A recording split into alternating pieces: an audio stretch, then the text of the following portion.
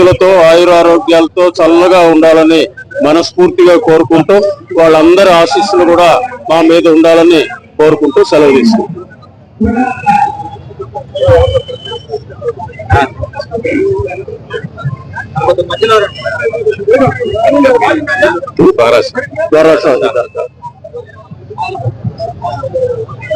ఈరోజు ద్వారాషాహి దర్గాలో ముస్లిం సోదరులతో రంజాన్ పండగ చేసుకోవడం చాలా సంతోషంగా ఉంది. 12 మంది అమరవీరులు మత కలహాలు లేకుండా మత సామరస్యం కోసం అమరజీవులైనటువంటి వారి సంస్మరణార్థం ఈ యొక్క దర్గా కట్టించడం, అది నెల్లూరు గడ్డ పైన ఉండడం చాలా సంతోషకరమైనటువంటి విషయం. ఇక పవిత్ర గ్రంథమైనటువంటి ఖురాన్ని అల్లా కరుణామయుడు దయార్ద్ర హృదయుడు అయినటువంటి అల్లా మహమ్మద్ ప్రవక్తకి అందించినటువంటి ఈ యొక్క పవిత్రమైనటువంటి మాసంలో గమ్ద్ అనేటటువంటి అరబ్ పదానికి అర్థం జ్వలించేది, వేడి పుట్టించేది అన్నటువంటి అర్థంతో రంజాన్ అన్నటువంటిది ఉత్పన్నమైనటువంటిది. ఈ యొక్క శుభ సందర్భంగా ముస్లిం సోదర సోదరిమణులందరికీ కూడా నా యొక్క హృదయపూర్వక శుభాకాంక్షలు, ఈద్ ముబారక్ తెలియజేసుకుంటా ఉన్నాను. ధన్యవాదాలు. Thank you. రంజాన్ సందర్భంగా నెల్లూరు ప్రజలకు, రాష్ట్ర ప్రజలందరికీ నా యొక్క శుభాకాంక్షలు. ఈ రంజాన్ మాసంలో నెల రోజులు కఠోరమైన దీక్షతో ప్రతి ఒక్కరూ ఈ పవిత్రమైన రంజాన్ మాసంతో అందరూ ఉండి ఈరోజు రంజాన్ పండుగని జరుపుకుంటున్నారు.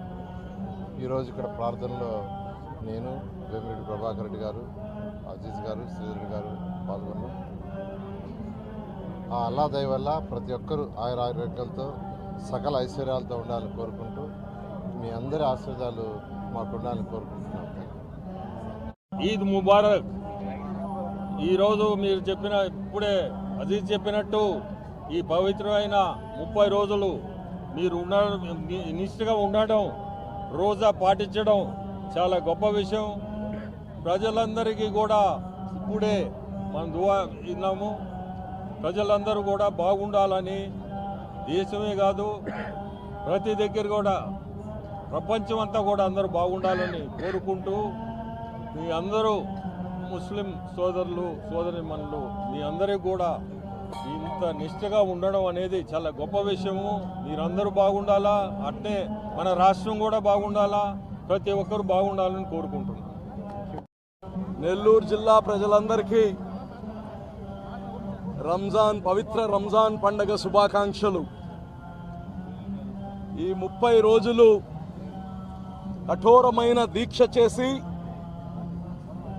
యావత్ ప్రపంచం ప్రజలందరూ సుఖశాంతులతో ఉండాలని, మన దేశమే కాదు అన్ని దేశాలు అందరూ బాగుండాలి అని చెప్పి ఈరోజు ఇక్కడ ఇన్న వేల మంది సమక్షంలో కానీ ప్రార్థన చేయడం జరిగింది. మరి ఈ యొక్క రంజాన్ పవిత్రమైన పండగ ప్రజలందరికీ మంచి చేయాలి. వాళ్ళ బాధలు, వాళ్ళ కష్టాలు, వాళ్ళ కోరికలన్నీ ఆ భగవంతుడు తీర్చాలని కోరుకుంటూ, అలాగే ఈ రాష్ట్రానికి మళ్ళా ఎన్నికలు రాబోతున్నాయి. భగవంతుడు ప్రజలకి ఒక మంచి ఆలోచన ఇవ్వాలి.